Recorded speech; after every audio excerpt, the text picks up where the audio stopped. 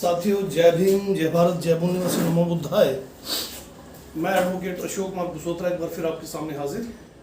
Social movement group की तरफ से, social movement of India, social movement party, भारतीय मूल निवासी सांस्कृतिक मंच और भारतीय मूल निवासी संघ की तरफ से। साथियों, गाहे बगाहे जब भी मैंने कोई वीडियो अपलोड की है, आपने बहुत अप्रिशिएट की है और मेरे यूट्यूब चैनल जो हमारे ग्रुप का है सोशल मूवमेंट टाइम्स, उसको प्रोत्साहित भी किया है, सब्सक्राइब किया है, शेयर किया है, लाइक किया है। उसके लिए मैं तहे दिल से आपका शुक्रिया अदा करना चाहता हूँ। साथियों, आज का ये वीडियो जो है एक बहुत ही इंटरेस्टिंग और बहुत ही गंभीर विषय को लेकर बनाया है। इसे अंत तक देखिएगा, बड़े रोचक तथ्य आज आपके सामने आएंगे और बहुत सारी ऐसी जानकारी जो ऑर्डिनरीली आपको नहीं मिलती। साथियों, पूरे भारत में जम्मू कश्मीर को लेकर एक भ्रम फैला हुआ है, खास करके कश्मीर को लेकर, और पूरा भारत तकरीबन ये मानता है कि जम्मू कश्मीर के जो मुस्लिम भाई हैं हमारे, जो मुस्लिम समुदाय है हमारा, वो एंटी नेशनल है, टेररिस्ट है और पता नहीं क्या क्या उनके बारे में भ्रांतियां फैलाई गई हैं। पहले तो ये मैं क्लैरिफाई कर दूं कि ऐसा आप क्यों सोचते हैं, पूरे भारत के लोग ऐसा क्यों सोचते हैं। वो इसलिए क्योंकि आरएसएस, उसके जो पॉलिटिकल ऑर्गेनाइजेशंस हैं, चाहे कांग्रेस हो, भाजपा हो, कम्युनिस्ट हो, या लोकल लेवल पे जो पॉलिटिकल आउटफिट्स हैं, या उसके जितने भी रिलीजियस सेक्ट्स हैं, बजरंग दल, शिवसेना, राम सेना, जितने भी हैं, ये सब 24 घंटे, और इनके जो न्यूज़ चैनल हैं और इनके जो न्यूज़पेपर हैं और जितना भी मीडिया तंत्र है, और सोशल मीडिया में भी जो इनके आईटी सेल और बाकी सारे लोग लगे हुए हैं, ये 24 घंटे इस बात का प्रचार प्रसार करते रहते हैं कि भारत के मुस्लिम और ख़ास करके जम्मू कश्मीर के मुस्लिम जो है वो एंटी नेशनल हैं, देशद्रोही हैं, आतंकवादी हैं, टेररिस्ट हैं और पता नहीं। वैसे सिखों को भी ये यही कहते हैं, खालिस्तानी हैं, एंटी नेशनल हैं, टेररिस्ट हैं। क्रिश्चियंस के बारे में भी यही कहते हैं, एससी के बारे में भी यही कहते हैं, हमारे ट्राइबल जो भाई हैं, एसटी हैं, उनके बारे में भी यही कहते हैं, नक्सलाइट और पता नहीं क्या क्या। और अब तो ओबीसी के बारे में भी 24 घंटे यही कहते हैं। सुप्रीम कोर्ट में अब कह दिया उन्होंने, जाति आधारित जनगणना नहीं हो सकती, क्योंकि सी राजगोपालाचारी का जो फैसला है, वेल थॉट डिसीजन है, उस पर हम नहीं आएंगे। तो मूल निवासी बहुजनों के जितने भी सेक्ट हैं, चाहे एससी है, एसटी है, ओबीसी है, इनसे कन्वर्टेड मुस्लिम, सिख, क्रिश्चियन जो भी, वो सब के सब टेररिस्ट हैं। ये भ्रम फैलाया जाता है इनके सारे संगठनों, सारे मीडिया और सोशल मीडिया के तंत्र द्वारा। तो आपके अंदर एक धारणा, एक बात बैठ गई है पूरी तरह से कि भारत के मुस्लिम और ख़ास करके जम्मू कश्मीर के मुस्लिम जो हैं ये एंटी नेशनल हैं, टेररिस्ट हैं और पता नहीं क्या क्या है। आज मैं इस बात का खुलासा इस वीडियो में करूंगा कि अल्टीमेटली इसका आधार क्या है, मूलभूत आधार क्या है, बेसिक जो इसका रीज़न है वो क्या है। साथियों, थोड़ा सा हमें पीछे जाना होगा। वैसे तो बहुत सारी चीज़ें हैं, 1947 के पहले से स्टडी करना होगा, 47, 48, 90, 50, 51 ऑनवर्ड्स, काफ़ी लंबा एक एरा है जब महाराजा हरि सिंह ने एक्सेशन साइन नहीं किया, और उसके बाद के जो हालात बने, उन सब पे जब हम रिसर्च करेंगे तो बहुत सारी चीज़ें उभर के सामने आएंगी। लेकिन मुख्यतः आज के हालात की अगर हम बात करें तो मैं आपको सीधा 1986 में ले आता हूँ, 1986 में। 1986 में साथियों क्या हुआ, जितनी भी ऑर्गेनाइजेशंस थी कश्मीर में, हम ये भी कह सकते हैं मुस्लिम आउटफिट्स जितनी भी थी, जितनी भी उनकी पार्टियां थी, वो सारी एक जुट होकर एक पार्टी में कन्वर्ट हो गई थी, और उन्होंने मुस्लिम यूनाइटेड फ्रंट, मफ के नाम से एक पॉलिटिकल पार्टी लॉन्च कर ली थी। नाम सुनते ही आपके दिमाग में आएगा कि ये तो मुस्लिम यूनाइटेड फ्रंट है, तो मुस्लिम है, फिर वो फ्रंट भी है, मुस्लिम इसमें लिखा हुआ है, तो ये तो टेररिस्ट ग्रुप ही होगा। तो मैं आपकी याददाश्त के लिए बता दूं, जिसे आप फारूक अब्दुल्ला के वालिद, उनके फादर शेख अब्दुल्ला की पार्टी कहते हैं, ऑल J&K नेशनल कॉन्फ्रेंस। इसका भी शुरू में नाम ऑल J&K मुस्लिम कॉन्फ्रेंस ही था, बाद में चेंज हुआ नेशनल कॉन्फ्रेंस। तो मफ बनी 1986 में, मुस्लिम यूनाइटेड फ्रंट। सारी पॉलिटिकल पार्टीज इसमें मर्ज हो गई। कश्मीर का सारा यूथ इससे जुड़ गया, कश्मीर का सारा स्कॉलर इससे जुड़ गया, कश्मीर के बहुत सारे लोग, बहुत बड़ी मेजॉरिटी इससे जुड़ गई। कारण था कांग्रेस और नेशनल कॉन्फ्रेंस की करप्शन और एनार्की और देश के बीच में जो उनके काम करने की शैली, और खास करके जम्मू कश्मीर में कांग्रेस और नेशनल कॉन्फ्रेंस का जो काम करने का तरीका था, उससे सब लोग दुखी हो चुके थे। इन हालात में जम्मू कश्मीर प्रदेश के लोगों की बेहतरी के लिए और यहाँ से करप्शन ख़त्म करने के लिए, लोगों की बेसिक जो डिमांड्स थी, एजुकेशन हमारी इंटरनेशनल लेवल की होनी चाहिए, हेल्थ सेक्टर हमारा फ्री ऑफ कास्ट और इंटरनेशनल लेवल का होना चाहिए, एम्प्लॉयमेंट को लेके, पर्सनल सिक्योरिटी को लेके, रूल ऑफ लॉ को लेके, लोगों के हक हकूक़ को लेके, तो हर चीज़ को लेके, और करप्शन फ्री गवर्नमेंट होनी चाहिए, दुनिया का बेस्ट निज़ाम होना चाहिए। इन सब चीज़ों को लेके मफ उस वक्त बनी और बहुत बड़े पैमाने पे उन्होंने प्रचार प्रसार किया, और अल्टीमेटली वहाँ से वो पॉलिटिकल फील्ड में उतरी 1986 में।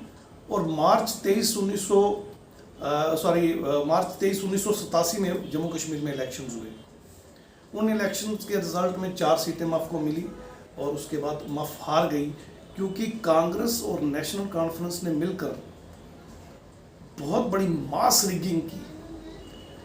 वैसे मैं आपको एक चीज़ आपकी याददाश्त के लिए बता दूं, जम्मू कश्मीर में कभी भी फ्री एंड फेयर इलेक्शंस हुए ही नहीं। वैसे तो पूरे भारत में कभी हुए ही नहीं। पुलिस की फेयर इन्वेस्टिगेशन और J&K में या पूरे भारत में फ्री एंड फेयर इलेक्शन, ये एक ख्वाब ही है, एक सपना है, इट्स अ ड्रीम, पता नहीं कब पूरा होगा। तो बहुत बड़ी मास रिगिंग जो है कांग्रेस और नेशनल कॉन्फ्रेंस ने करके की। इसके बावजूद 32% वोट कश्मीर का जो है वो मफ ले गई, यानी करीब करीब 20% वोट जो है पूरी स्टेट का, जम्मू कश्मीर लद्दाख उस वक्त पूरी एक स्टेट थी, जब पूरे का पूरा वोट जो है, वोट का परसेंटेज 20% के करीब पहली ही इलेक्शन में ले गई।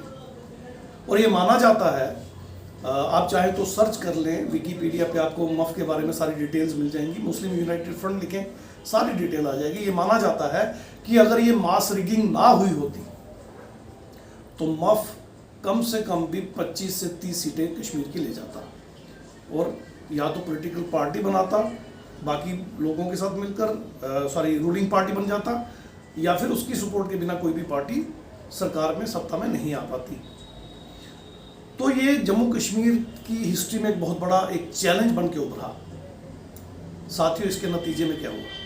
इसके नतीजे में ये हुआ कि हज़ारों की तादाद में उन लोगों को जिन्होंने ये मफ बनाई थी, उनको उठा लिया गया, इंटेरोगेशन सेंटर्स में ले जाकर उनको मारा गया, पीटा गया, हीटर्स पे पेशाब कराया गया, बहुत हार्डकोर टार्चर उनको किया गया उस वक्त की हमारी कांग्रेस NC की कोलिशन सरकार द्वारा।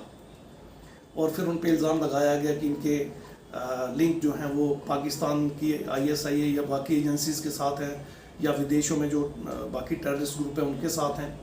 और उसके बाद इन सबको, खास करके इनका ये जो यूथ था, जो यंग लड़के आगे आए थे, जो एक चैलेंज बन के उभरे थे कांग्रेस और नेशनल कॉन्फ्रेंस के खिलाफ और एनार्की के खिलाफ, जो बद इंतज़ामिया एक माहौल था जम्मू कश्मीर में, उसके खिलाफ उन यंग लड़कों के साथ करीब 1-1.5 से लेकर 2 साल तक बहुत बुरा टार्चर कर दिया गया।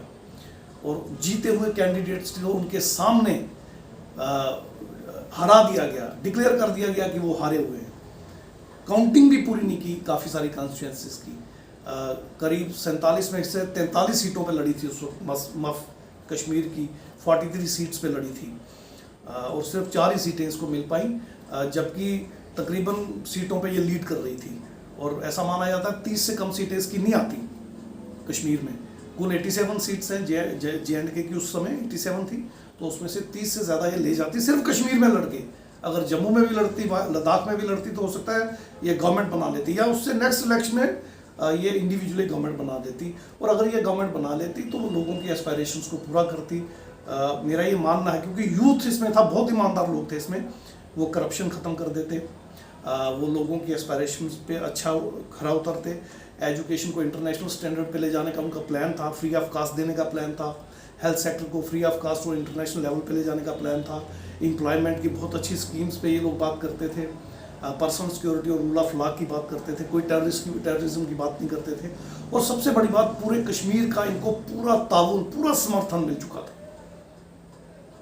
तो साथियों, इनको जब क्रश किया गया तो नतीजे में निकल के आई कश्मीर की वो मिलिटेंसी जिसे हम आज मिलिटेंसी कहते हैं, जिसे हम आज आतंकवाद कहते हैं।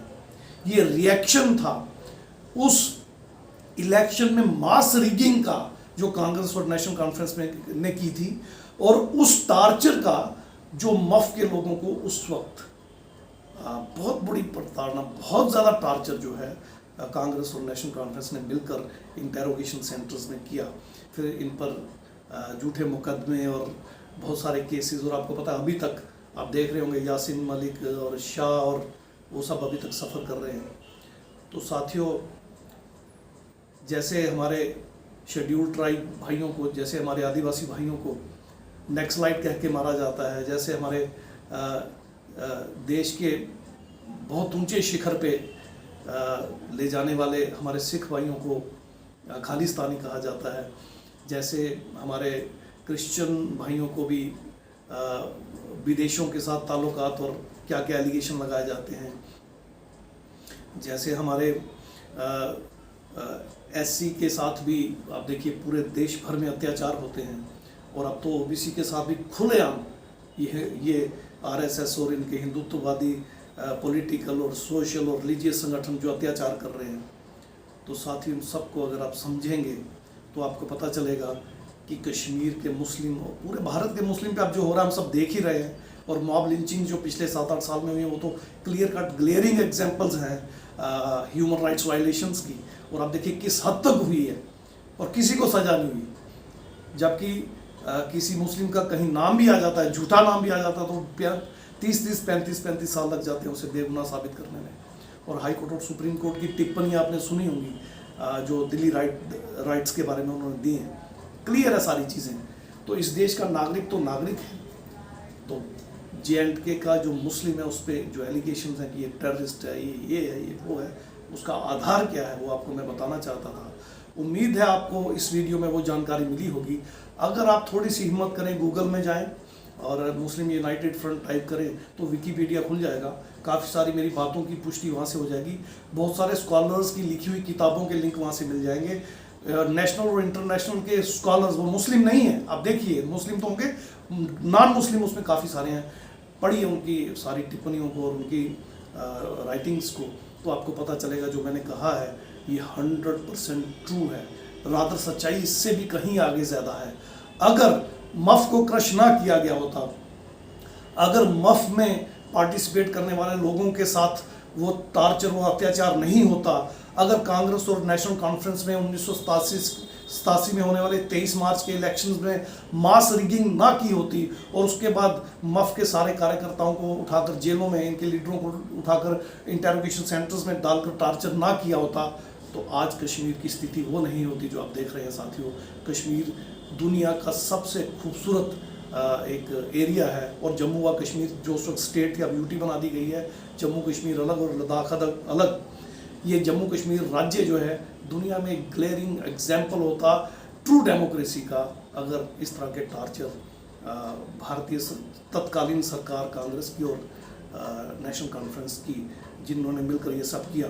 और इसके पीछे कारण ये भी था कि नेशनल कॉन्फ्रेंस जो कश्मीरियत को इरोड करने में, ख़त्म करने में कांग्रेस के साथ मिलकर काम कर रही थी, ये भी एक रीज़न था मफ के बनने का।